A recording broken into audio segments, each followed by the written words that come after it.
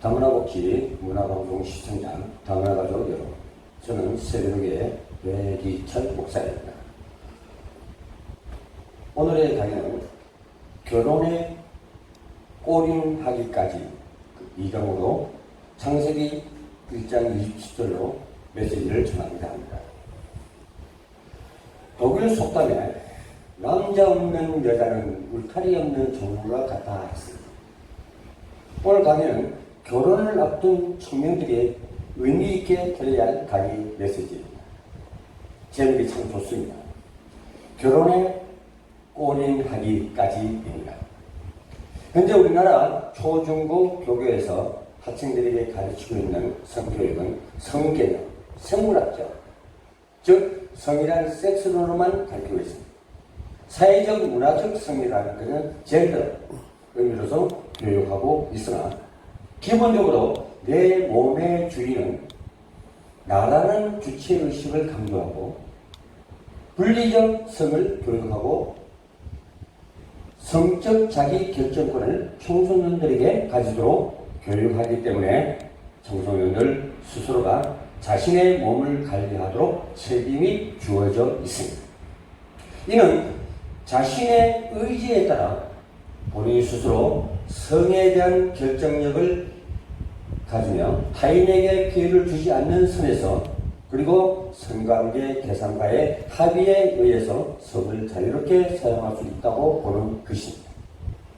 성행동에 있어 구체적이고 보편적이며 객관적인 가치 결정의 기준을 없을 뿐만 아니라 성적 행위에 따르는 가치 판단적인 결과를 모두 피교육자의 결정에 맡기는 입장입니다. 그러므로 상담자들과 사회학자, 여성단체들은 청년기보다는 사춘기 청소년들을 더 중요하게 보고 있습니다. 그렇다면 왜 저는 청소년 때보다 청년기를 더 중요하게 보고 있는가? 그런데 안타까운 것은 청년들을 위한 불행이 부재입니다. 그리고 청년들 자신도 잘못된 생각을 가지고 있습니다. 그럼 우리는 결혼 전에 알아야 할 것이 있습니다. 일반적으로 부모들은 사주, 관상, 궁합, 지형까지 세상 사람들은 어쩔 수 없는 일이지만 그들은 중매든 자유연애든 그네들이 좋은 대로 정되면 결혼해버립니다. 그러나 하나님의 은혜의 자녀들이라면 이러한 흐름의 결혼의 의미를 연유시킬 수 없는 것이다. 무엇보다도 당사자들 간의 결혼 축복의 전제 조건으로서 하나님의 언약과 사명이 중시되어야 할 것입니다. 하나님의 아들과 딸의 결혼은 타락된 기존 가치 체제로부터 완전한 탈출과 의식적 해방이 먼저 진행되어야 할 것입니다. 그러나 기존의 가치 체제에 여전히 의식적이든 무의식적이든 지배받고 있다면 그리스도인도 결혼 축복의 궁극적인 의미의 도전성과 모험성을 포용할 수 없으리라 봅니다. 최소한 모험심과 신앙적 결단이라는 모티브가 들어있어야 된다는 것입니다. 그러면 미리 자기 자신들이 만들어놓은 결혼의 틀을 하나님 앞에 억지로 우기듯이 허락받으러 하지 말고 오직 순수하게 그리스도의 복음을 위해 뛰고 다니다가 온전한 성장 단계를 거쳐 영원한 은혜의 동반자로 짝을 찾는 것이 가장 성경적이고 만남의 축복이라고 할 수 있습니다. 데이트는 가볍게 하고 어두운 것은 피하고 한마디로 데이트할 때 호응은 삼가하십시오. 성관계를 가지지 말라는 것입니다.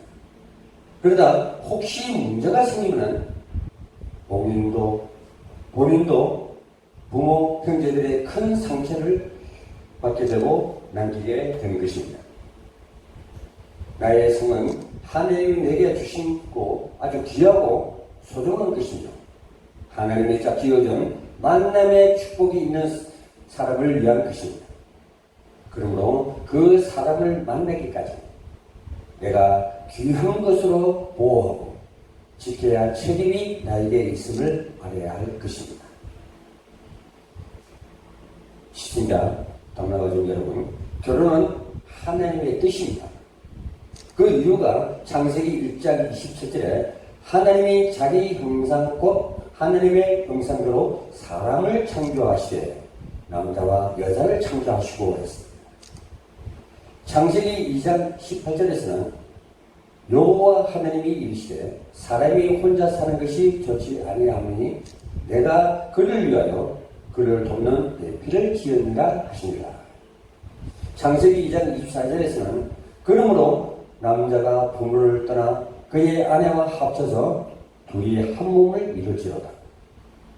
그리고 신약에 가서는 마태복음 19장 6절에서는 그런즉 이제 둘이 아니요 한 몸이니 그러므로 하나님이 짝지어 주신 사람이 나누지 못하리라 하시니. 우리가 결혼의 비밀 세 가지를 꼭 알아야 될 것입니다. 첫째, 하나님이 짝지어준 사람을 만나는 것이 바로 결혼입니다. 잘 만나면 만남의 축복입니다. 결혼의 비밀은 생명과 구대 사이는 데 있습니다. 세 번째로 세계의 복음화를 함께 이루어가려고 우리에게 결혼의 축복을 주신 것입니다. 세 번째로 결혼을 위해 기도해야 할 이유가 있습니다. 잠언 18장 22절에 아내를 얻은 자는 복을 받고 여호와께 은총을 받은 자들이라 했습니다. 잠언 19장 14절에서는 집과 재물은 조상에게 상속하거니와 슬기로운 아내는 여호와께로 말미암이라 했습니다. 그러면 우리의 결혼의 의미는 무엇이라고 생각하십니까?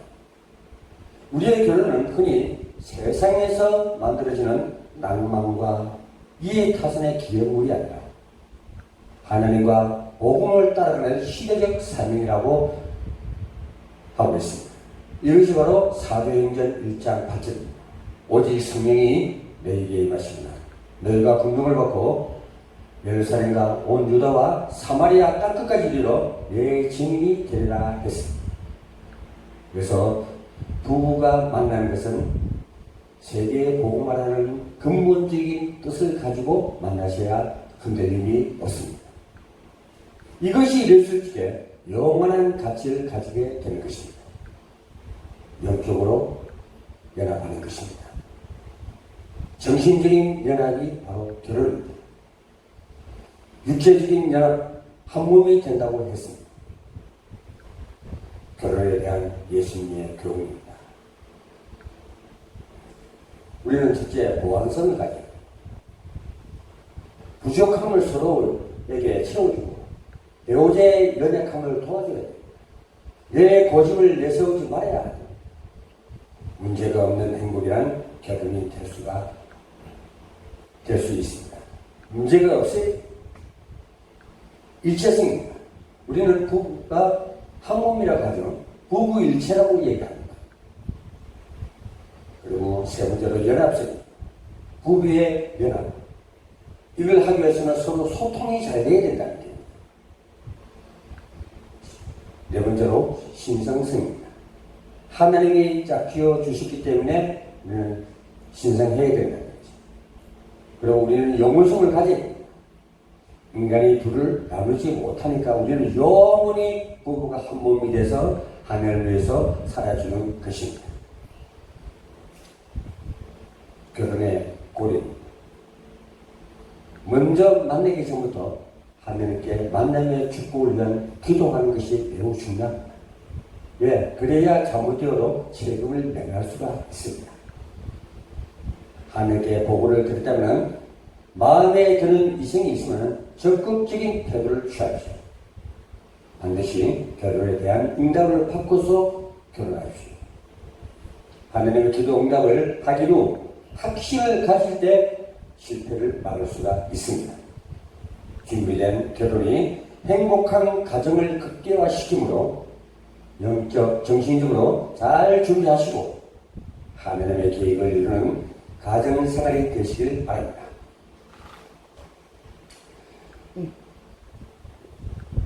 우리는 성경 중에서 아가서가 주는 메시지가 있습니다.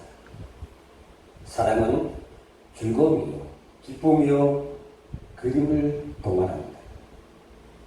상상의 그림을 그린 것입니다. 사랑은 칭찬으로 키워갑시다. 남녀의 성은 결혼이라는 제도 안에서 가능합니다. 사랑은 서로가 서로에게 속하여 하나 되는 것을 말합니다. 같은 대로 사랑은 완성이 아니라 끊임없이 하나됨을 이루어가는 과정입니다. 여러분, 살다가 조금 트러블이 생긴다고 서로 자기 주장만 하지 마시고 싸우는 것도 잘 싸워야 됩니다. 잘못 싸우면 평생 잊지 못할 추억으로 남게 됩니다. 그것이 바로 상처입니다. 아가서의 사랑과 결혼, 이것이 여러분에게 교훈이 되시길 바랍니다.